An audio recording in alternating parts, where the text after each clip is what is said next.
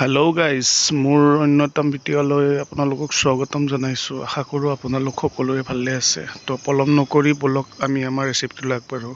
প্ৰথমতে আমি গাহৰিখিনি বইল কৰি লৈছোঁ।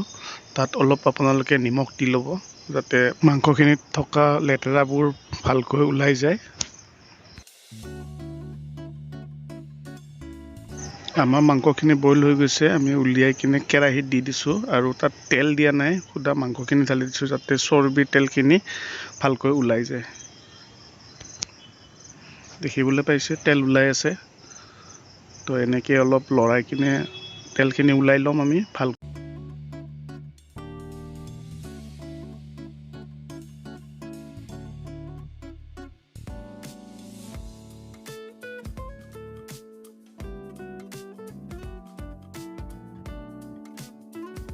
তো গাইজ দেখিবলৈ পাইছে আমাৰ মাংসখিনিৰ পৰা সৰহভাগে তেল ওলাই গৈছে। আমি এতিয়া মাংসখিনি উলিয়াই ল'ম এটা বাচনত।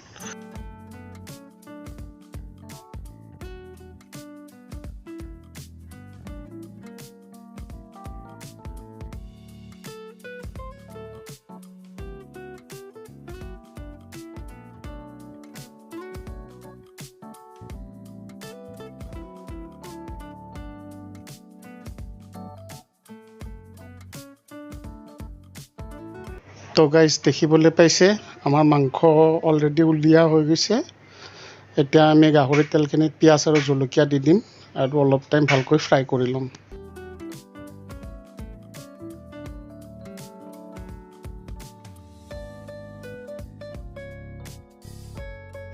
আমি ইয়াত অকণমান নৰসিংহ পাতো দি দিছোঁ। নৰসিংহ পাতৰ মানে ফ্লেভাৰটো ভাল লাগে দিলে।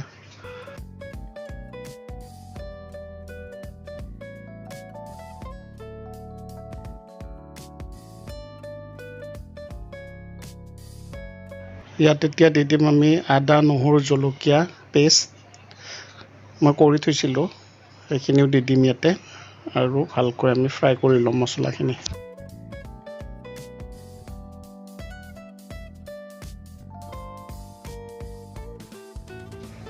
আমাৰ পিঁয়াজ আৰু মছলাখিনি ভালকৈ ফ্ৰাই হৈ গৈছে গাইজ, দেখিবলৈ পাইছে ব্ৰাউন কালাৰ হৈ গৈছে।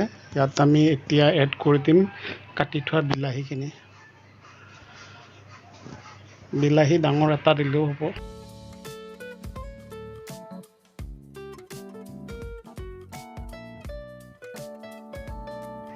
এতিয়া আমি ইয়াত এড কৰি দিম গাহৰিখিনি আৰু ধুনীয়াকৈ লৰাই ল'ম। গাইজ চাই থাকক আপোনালোকে ভিডিঅ'টো।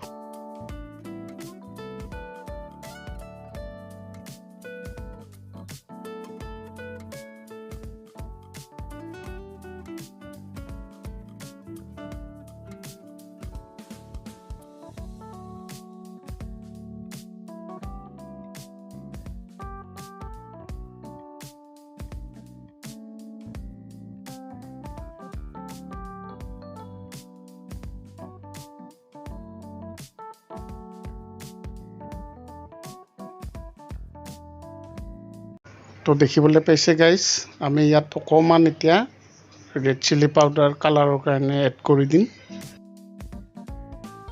তাৰপিছত আমি দিম ইয়াত নিমখ আৰু ইয়াতে দি দিম হালধি।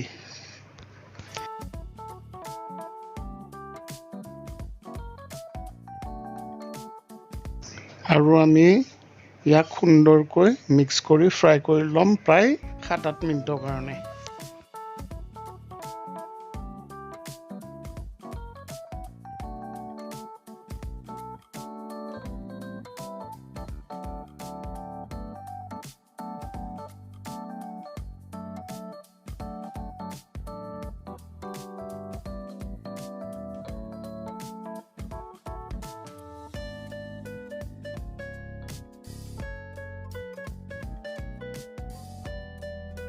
গাইজ দেখিবলৈ পাইছে আমাৰ মাংস কমপ্লিট হৈ গৈছে বনোৱা।